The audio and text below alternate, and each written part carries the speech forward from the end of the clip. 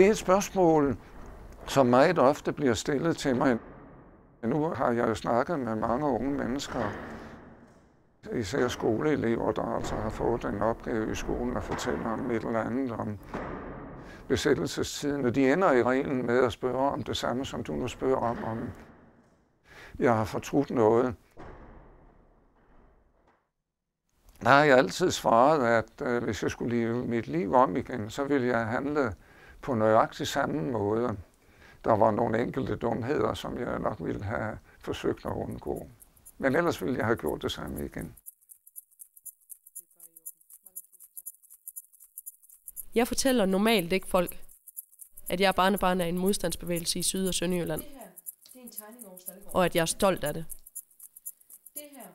Det betyder, at jeg tager det personligt, hvis nogen fjerner et mindesmærke, som for eksempel Gestapo-cellen på Staldgården ved Koldinghus. Det betyder, at jeg ved, hvad fangerne fik at spise, og i hvilket rum de blev forhørt. Og det betyder, at jeg er ligeglad med verbale skideballer fra historikere, der siger, at modstandsfolkene nok er så gamle nu, at de ikke husker rigtigt længere. Jeg kan kun sige, at jeg tror, de husker ganske udmærket.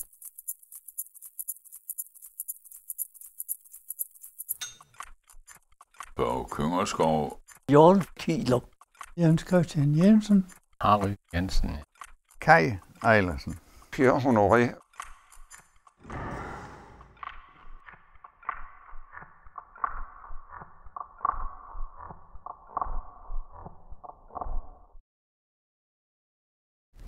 De sidste begivenheder har vist, at den danske regering ikke mere er i stand til at opretholde ro og orden i Danmark. De allierede var jo gået i land i Normandiet, men de havde noget besvær med at komme ind i landet, fordi tyskerne førte forstærkninger til. Og nogle af forstærkningerne kom fra Norge og skulle så passere i Jylland med jernbane. Så det var vigtigt, at vi saboterede jernbanerne. Grupperne i Fredericia havde stor betydning, fordi vi var de sydligste grupper. Så vi kunne sabotere syd for Kolding, hvor jernbanen var ensporet.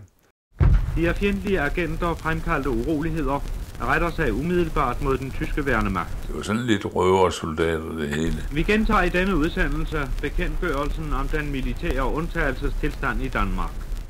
Til at begynde med var der jo ikke rigtig noget sprængstof, men det kom jo ned fra himlen, så i store mængder der. Vi fortsatte med at lave illegalt arbejde, og hvor vi så til sidst begyndte at modtage våben fra englænderne. Det udviklede sig med organisering af grupper rundt omkring i hele Danmark, og våben og sprængstof kom ned. Og det var så begyndelsen til den tid, hvor Gestapo kom til Kolding. Op på Staldgården var den her Slyngel Brinkmann. Han blev vildt berygtet og kendt over hele amtet. Johannes Rasmussen, som fik tilnavnet Snogen, han vidste en utrolig masse. Snogen, det var en af de værste stikkere, der var. Der blev arresteret flere hundrede.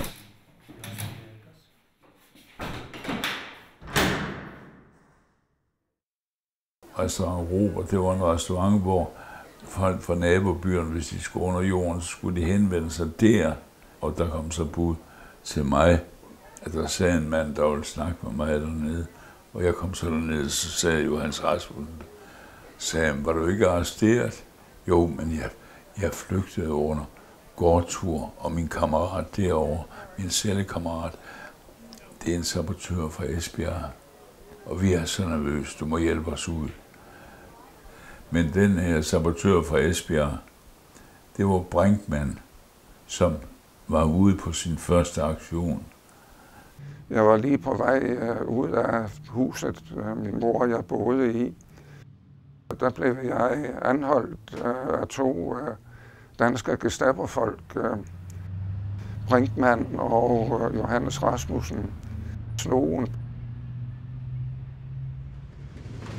Så vi kommer ned på banegårdspladsen, Så pludselig tager den såkaldte sabotør fra Esbjerg 2 pistoler op ad lommen og peger på mig og siger, bliv stående. Så sagde jeg, stik der væk, mand, der er jo tysk overalt hernede. Og så siger Johannes Rasmussen til mig, ja, du må vide, I svin, I bekæmper vi med alle midler. Så gik det op for, hvad det var for noget, jeg var rodet ind i. Der var ingen, der havde advaret mig. Ikke en kæft. Jeg vidste sågar ikke, at de andre var taget. Og det skyldes jo, at jeg mødtes kun med ledere, som havde travlt med at advare deres grupper i stedet for. Og det medførte så, at jeg ikke nåede at komme væk. Jeg havde en stor amerikansk pistol på mig. Det må man heller ikke have dengang, det er klart. Og vi blev støttet op mod en mur med en geværpive i nakken på hver af os. Og så stod der en officer, og vi tænkte, det er nok ikke så slemt. Bare det rammer rigtigt første gang, så er det nok ikke så slemt at dø. Nu blev vi skudt, for vi har amerikansk åben. Det er jo nok til, at man blev skudt på det tidspunkt. Så går der en 1,5 time, hvor vi står med geværpiven i nakken og venter på at blive skudt. Men så blev vi så kommet ind i en stor hal, hvor der var biografteater for tyskerne.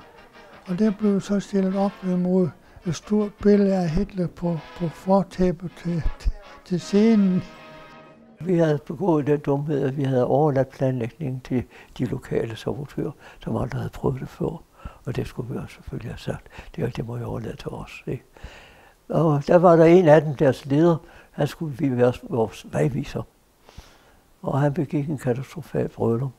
Alle havde vi en mulighed for at sige nej, jeg tør ikke dengang, jeg er for usikker. Det var noget, vi alle sammen benyttede os af og til. Men der var en ting, som ikke var tilladt. Det var, når du først var gået med, så kunne du slikke af. Men det gjorde han, for at blive bange. Og så røg overraskelsesmomentet, og vi blev afsløret i starten.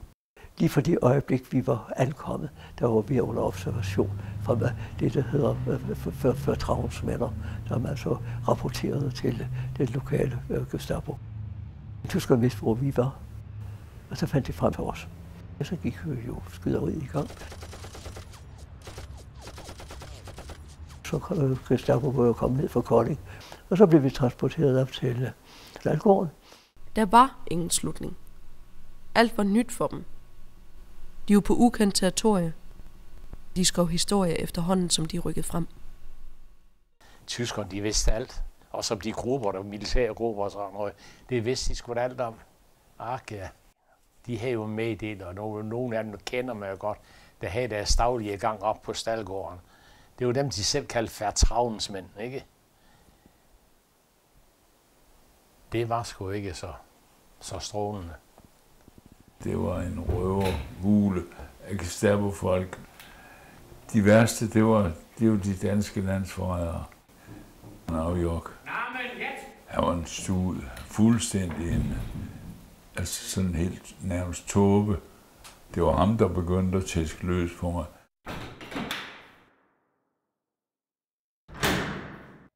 Noget skulle du jo svare. Og hvis ikke, så fik du sådan slasken lige ind i hovedet. Det stod jævnligt på i de kommende dage, fordi de sagde, at de vidste alt om. Jeg fik nogle klø. De første dage blev jeg op i den lille celle og kom ikke op i arresten, fordi at de værste skrammer skulle væk. Sådan tidligt på aftenen, så havde de tilfældigvis slået mig i gulvet, så jeg lå på gulvet og kiggede sådan opad. Så kom der en tysker ind i en sort uniform, en højere SS-officer. Det var chefen Burfeind, han der var chef for Gestapo-afdelingen i Staldgården. Og han spurgte så de 3 Gestapo-folk, om de havde nogle resultater, men det måtte de bekende, at det lå der altså meget tungt med. Så tog han mig ind på sit kontor, og han var meget venlig til at begynde med at sige, at her ville jeg blive behandlet anstændigt. Så tillod jeg mig at bemærke, at det synes jeg egentlig ikke. Men så indskød han, det var kun, hvis jeg sagde sandheden, for man skulle stå ved, hvad man havde gjort osv.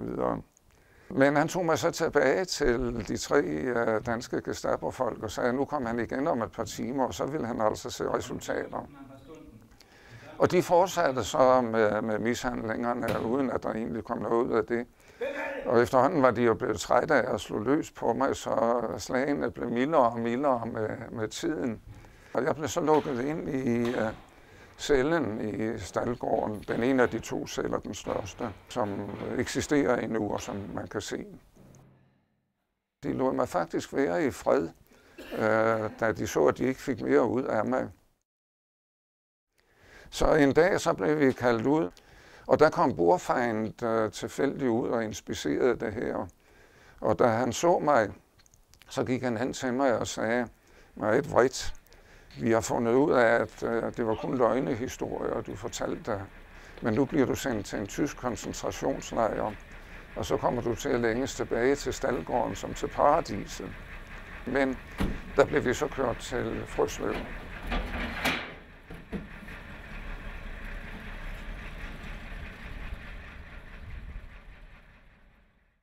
Jeg vidste godt, der var Gestapo-hovedkvarter. Vi blev stillet op med ansigtet ind mod væggen, ikke sandt? Det var jo en forestillelse af afhøring, som de havde foretaget ude i Hobro. Men det varede ikke så længe der. Så jeg så overvejede de mishandlinger med lillebror der. Så blev vi jo altså overført, og der blev jeg så sendt med ned til højskolehjemmet. Der var ham, Gestapo-chefen, og så 1 eller 2 af hans medhjælpere. Han var dansker. Udenfor på døren, eller ude ved siden af døren, det hængte torturinstrumenter, man kunne se. Så blev jeg kaldt ind til forhør, hvor bordfejden var tolk.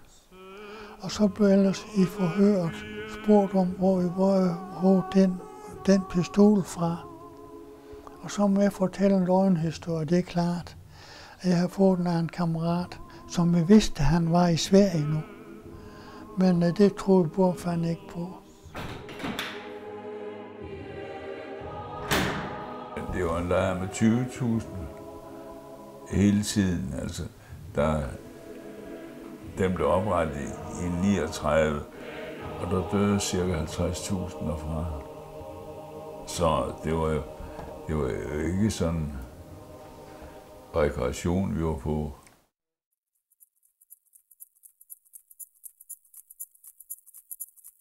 Den 4. maj om aftenen. Ja, det er den største dag i mit liv. Så kan vi høre ud af vinduet, hvad de fortalte. Ja, nu er englænder, nu er det i Hamburg. Hvis de kan nå herop inden den 8. så slipper vi. Så slipper vi for at blive skudt. Så det var også en dejlig ting at høre. Blev evakueret fra Porta af Svensk Røde Kors. Jeg var en af de sidste, der blev hentet af de hvide busser. Hele familien havde overlevet, hvilket var ret mirakuløst. Ja, men sådan var det. Altså, vi kiggede på hinanden, og så sagde vi, Gud, vi overlevede det her. Det var ligesom, vi var meget forundret over det. Det havde nærmest været utænkeligt for os. Men det var jo en glædelig begivenhed. I er fri, det er fri, det er fri. I dette øjeblik meddeles det, at Montgomery har oplyst, at de tyske tropper i Holland, Nordvesttyskland og i Danmark har overgivet sig. Her London, vi gentager. Montgomery har i dette øjeblik meddelt, at de tyske tropper i Holland, Nordvesttyskland og Danmark har overgivet sig.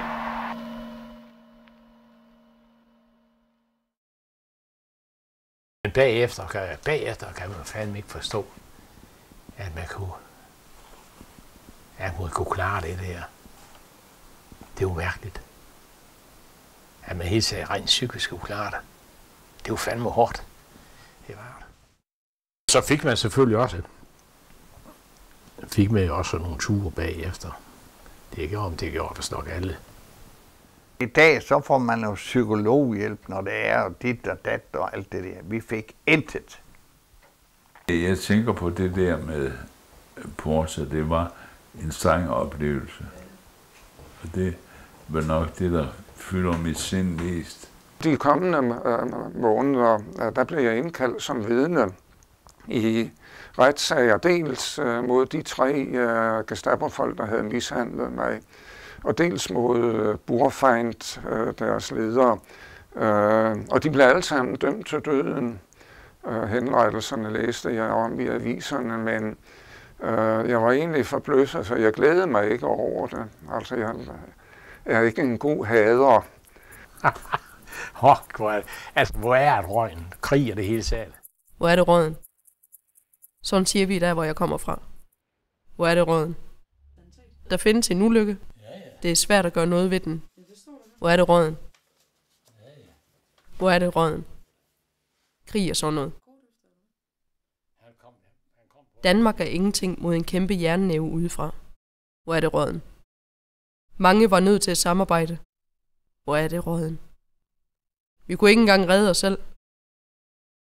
Hvor er det røden? Jeg er barnebarn af en modstandsbevægelse, og jeg har min ytringsfrihed. Derfor har jeg også lov til at gøre slutning på min film lige så romantisk, som jeg vil. Kæmp for alt, hvad du har kært. Dø, om så det gælder. Der er livet ej så svært. Døden ej heller. Farvel med jer.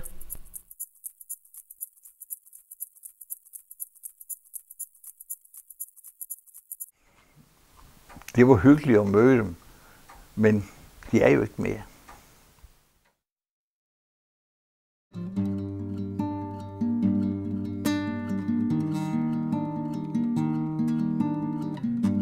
Trætte skridt på de kolde, glatte sten. Endnu en anden holdt forlænker om sine ben. Så meget smerte, men hans stolthed den består. De skal nok få dig knækket i helvedes forgård.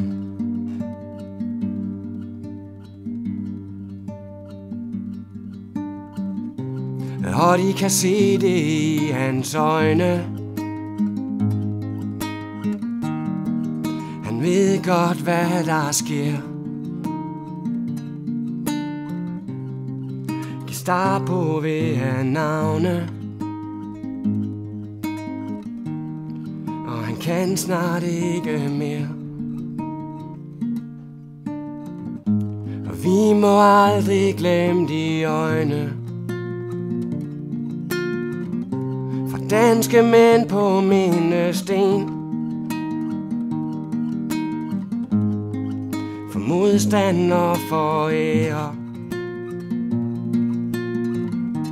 Kampene gav var i min.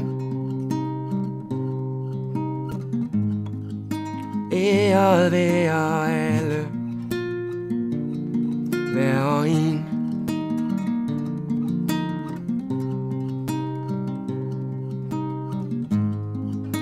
Æret være alle,